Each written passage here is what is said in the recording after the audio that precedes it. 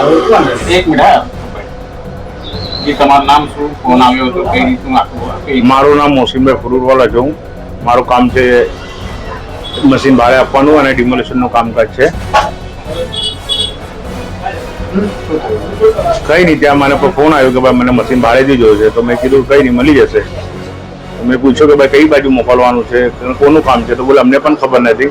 તમે નાસિરનગરમાં, બોલે નાસિરનગર નામ નહીં બોલ્યો, પેલો જિલ્લાની બ્રિજ પાસે મૂકી દો, ત્યાંથી અમે કલેક્ટ કરી લેશું.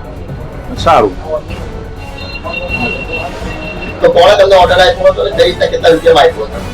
મારે તો ભાડાની વાત થઈ રહી કે ભાઈ આવવા જવાનું 3500 રૂપિયા આવવાના, 3500 જવાના, 7000 ભાડું આપવું પડશે અને 1 કલાકના 2200 થી 2500 રૂપિયા થશે.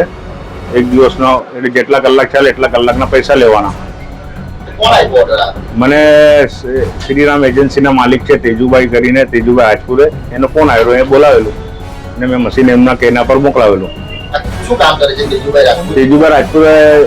એસએમસી લેબર કોન્ટ્રાક્ટર છે, એમનું લાયસન્સ છે અને એસએમસીનું જ કામ કરે છે.